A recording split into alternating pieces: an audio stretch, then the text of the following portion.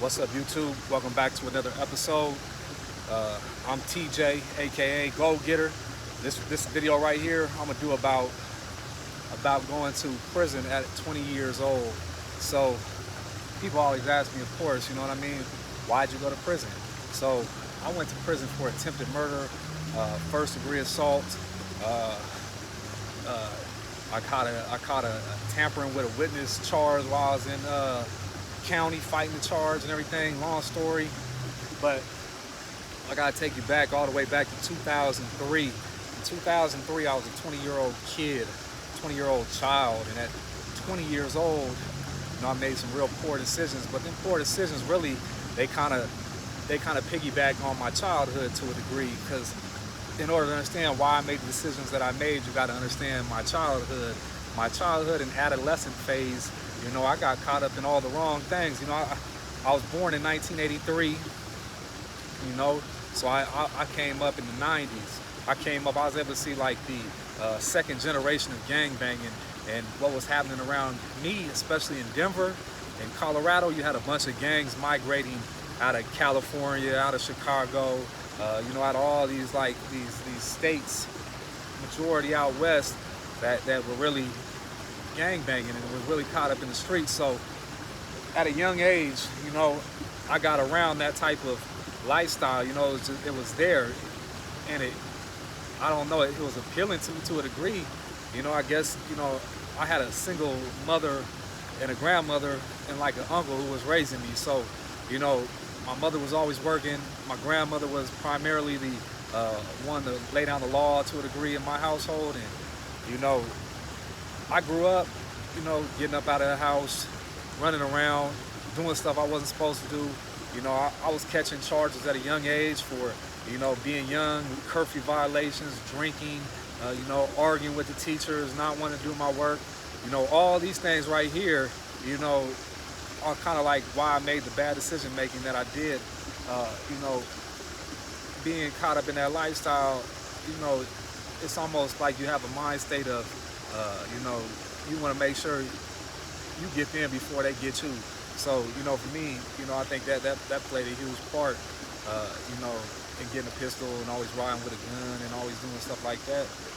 It's basically because, at the age of 17, I got stabbed 9 times. I got.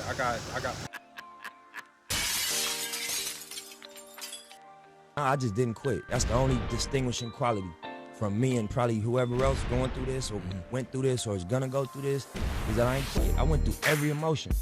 I went through every emotion with trying to pursue what I'm doing. You know what I mean? And I think that what's gonna separate whoever's gonna try to go for something is that you ain't gonna quit.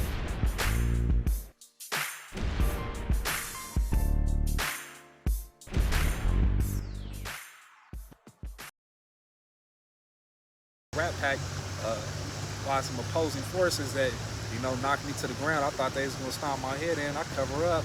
They hit me all throughout here 9 times, collapsed my lung, punctured my diaphragm. If I was to lift my shirt up right now, I look like Frankenstein. I got a zipper, I got the whole 9, but looking back, that's what I signed up for. That's what the stuff I was living like. I was trying to live like, I didn't care about the next day. I didn't care about life. I was living for the moment. I was living for the now. Like, wasn't taking nobody into consideration but myself and the people, small circle of people that I called, friends. And when I look back on that, a lot of them people, pretty much majority of them ain't here. Whether some of them passed on to circumstances, but I mean, the ones that are here, the loyalty ain't there. I mean, we see each other as high and by, but it just goes to show that people, are in your life for certain seasons and they keep it pushing. But upon getting stabbed, one of the promises I made to myself was that, hey, I ain't never gonna let that happen to myself, and I ain't never gonna let that happen to my family. Because, man, if you would have ever seen how my mother was in that ER room when I had the tubes in me and they didn't know if I was gonna make it, they called up my family and let them know, hey, I'm on the deathbed, man. That pain right there is one of the worst pains next to the pain that I seen when I got incarcerated. So, I take all that into consideration. Now, the decision making and everything, I know I got a greater cause. I know I got more people that depend on me, and that plays a huge factor in me being successful in this chapter, in this journey of my life, post-incarceration. But one thing that you always got to remember, you know, when people come from them backgrounds, is that these are scarred individuals. You know what I mean? Like they mask a lot of pain. They cover a lot of pain. And I mean, I'm not saying that the world at large don't, but you know, these are a lot of people that have been disappointed on the highest level of disappointment. You know what I mean? Like these are people that have hit rock bottoms and bounced up and got knocked down again and came back. Of strong, resilient people. But you got to understand, you know, that's why, you know, it's hard to convey and talk to a lot of these people because their hearts is closed. You know what I mean? And for me, while being incarcerated, you know, that's one thing that I always was thankful that God worked on. He worked on my heart and he improved me as a person and he allowed me to become a better man. You know, the man that I am now, that I'm talking to now. I mean, the growth and transformation from who I was at that 20-year-old kid that caught this charge, you know, is worlds apart. But back to how I got incarcerated, you know, at that time, you know, what I was doing and getting by, I was hitting licks. I was jacking, I was robbing. And you know, that went in multiple twos of ways. That went from breaking into cars. That went from, you know, any quick and spur moment type of stuff. That went from home invasions, laying people down. You know, that went into all these facets right here. And with that being said, you know, that's what I was out there doing. I was out there jacking and I was out there hitting licks. And one of the charges I got from following a guy home from a pool hall. I had seen him at a pool hall. He was flashing money and everything. Just followed him home and you know, I tried to lay him down in the driveway, but, you know, things didn't go as planned. He ended up going inside. He went inside his house. So what I tried to do is I tried to creep around to the back door, sneak in through the back, couldn't get in through the back. So went to the side door. The side door, I couldn't get in, but while I was jiggling the lock right there, he tried to open the door. He tried to pull it open on me and he slammed it on me real quick. And the way I was coming through is I had the heat right here, the gun with me right here, and I'm coming through the door. And he slammed it. I let it off on him and he jumped out the way, but while he was jumping out the way, he dislocated his shoulder. By him dislocating his shoulder, they gave me attempted first-degree murder. I was able to get that knocked down, and they knocked that down to what do you call it? First-degree assault. So first-degree assault is one of the charges that I took for that right there, but I didn't get caught for that until down the road. What happened is when I let off on him, I took off running, jumped up in my car, got out of there. You know, and at that time I was one of the people that was drinking all the time. You know, I was always drinking, partying. And that's what life really was, like a hangout, kick party, like get around these fake friends and these fake people that be around. And you know, common interest would be, you know, we live a lifestyle and, you know, chasing women and, you know, we like the same music. You know, now I look back on it, but long story short, you know, I get a little further down the road. I got a girlfriend who's staying in Colorado Springs, which is a little ways from Denver. Like here's Denver, this is Colorado Springs in the States. So kind of think about it, this is California, this will kind of be like the Bay, right? So I'm bouncing back and forth. We have a falling out, we break up, move on past that. Call her one night, tell her, hey, I need to come up there and get my stuff. I call her up there, she puts some other guy on the phone, he get on the phone with me and he start belittling me. He used a word that, you know, a word I'm not too fond of. He kept calling me the white boy. He kept calling me the white boy, which me personally, I find that one of the biggest forms of disrespect. You know, that, you know, to call somebody that, you know, that's Caucasian, European, whatever that is, you know, if you reverse that and put somebody that's black or Mexican in that, you ain't gonna like that terminology. So why would you throw that upon me? You know what I mean? Like, that's disrespectful. So, like, that's one of my triggers, and that's one of the things I learned upon my journey. But long story short, he started belittling me, you know, and I had been drinking that night. So in a blind fit of like rage, no second thoughts, no third thoughts, no anything of the repercussions, I smashed from Denver all the way up to the Springs, and I got up to where I knew she lived at, and I parked my car behind the back. You know, I did my thing, masked up. Actually, I take that back. I didn't even put a mask on. I remember what I did is I just got out, got my clip, stocked my clip in, cocked it, put one in the chamber, parked my car real quick, you know, put my keys in my pocket, and I crept around the side of her house, hit a fence, and jumped over, and I made it in her backyard. When I made it in her backyard, I was able to go to the back window, and I remember I looked in, and I seen him up at the couch right there. So went around the side of the house, opened up the gate, walked up to the front door. When I was walking up to the front door, he was in the window, and he kind of got his hand on like a little heat right here. You know, he's looking out the window, and that's when I just got off on him. And I let off on him, and that's how I know there's a God. And at the end of the day, you know, in my mind, I wasn't aiming to kill. And praise God that I didn't kill that man and get a life sentence, let alone take his life. Because, I mean, at the end of the day, we would have both lost right there, because there is no winners in any of that type of stuff. You know, that was strictly the ego in me, you know, and I never knew the difference between your ego and your true self, and your, you know, your ideas and thoughts. Like, you know, there's so many separations. But long story short, missed those understandings, aimed to kill this man out of like 6-7 shots with a 45 Taurus that had hollow points in it. Then none of these hit this man. What happened is they lodged into the couch and into this big glass window and missed him completely. So praise God, the man lived. But after I let off on him, I tried to get in the house. I couldn't get in. I was kicking the door, boom, boom. Couldn't get in. The door didn't want to move. So, you know, I was like, you know, that's when it kind of like, to me, it's like it's taking too long. The police get here. I took off, ran, jumped back in my car, and I skirted out. So smashed up about 4 or 5 miles, and this was probably like 9, 10 o'clock at night. So long story short, I get up like 10, 15 minutes away from where they was at. Remember, I'm in Denver, they in the Springs, so I get way down there, I pull over, I park the car, and I take me like a little nap. You know, I'm still kind of like just a little bit buzzed, so I just took like a little nap, nodded my head, had my seat back. You know, when I started seeing dawn come, you know, I was like, okay, cool, we good. So I smashed out, got on the highway, and was out of there. You know, smashed, I got almost back to Denver, and I got hit by a state trooper. And what happened was they had a bolo out, all points bulletin, and they pulled me over. They were looking for me. I was in a green, I think it was a green 96 Cadillac sedan DeVille.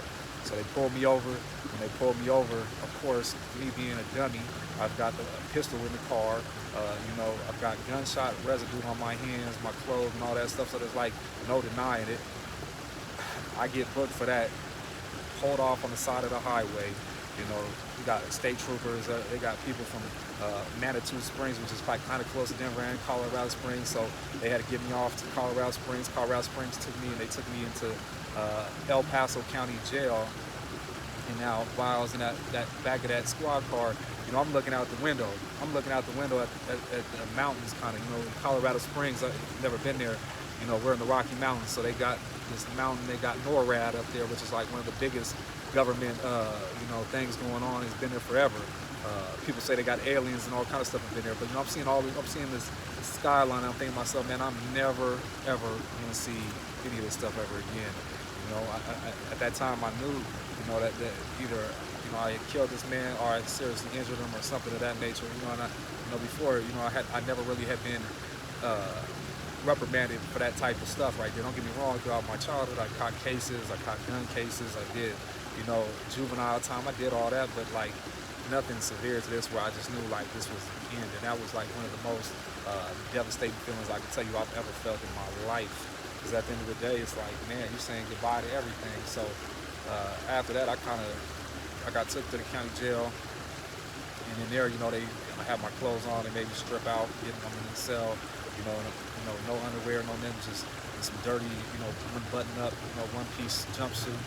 And, you know, from there, I had to stay up in that county jail for almost a year and a half and just fight my case, because what they were trying to give me at first was ridiculous. You know, they tried to give me, what they were trying to offer me was like a life sentence. And if I took it to trial based on the fact that I didn't have a paid attorney, once again, didn't have a paid attorney, that, hey, you know, I get found guilty, they're going to max me on all the charges they find me, and they've got, the way the system is set up, they get you with 50, 60 different charges, and then they try to make you weasel out to, you know, 2 or 3 of the serious ones, and then they call that a deal. So a deal for me, you know, I had like, it was like 20 to 40 was like one of the first deals they came with me, which was like, and one was like, they had some kind of deal where it was like non-cap, where it could be anywhere, and I mean like that, you know, anywhere in that range I'm falling in. So I said, nah, I stayed up in there and I kept fighting it. You know, like every 6 months, 3 months, they give me like another little offer, and I'd be like, I had a public defender, and you know, they call those public pretenders. And these public pretenders, you know, their job is just to shuffle your paperwork and to smile and be the representative why the judge and the system bends you over and rams it up in you. You know, they make it seem real nice, but you're about to get hit. So, long story short, I sat up in there, fought it, got another deal.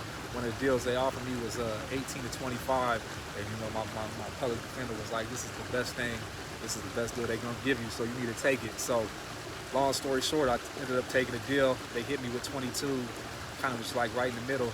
And for me, at the age of 20, going to prison for 22 years was unfathomable. You know, it's like, good Lord, I mean, I've only been on this earth for 20 years, and of those 20 years, I mean, 10, 11, 12 of those, you know, I'm underneath my mother's tutelage and my family's tutelage, and you know, I'm learning to walk. I just barely learned to walk, talk, and kind of jog a little bit, you know, and that's why right now, like with the comparison that I have now, you know, with being out for going on 5 years, that's how I look at it too. Like, you know, I'm not even standing tall and running the way that I should, because you know, if I look at people in my age bracket, 30, 40, and things of that nature, like they so far ahead, they got families, houses, and other things that I aspire for. But you know, I remember always keep in mind that, you know, I know God got me on the same marathon as them.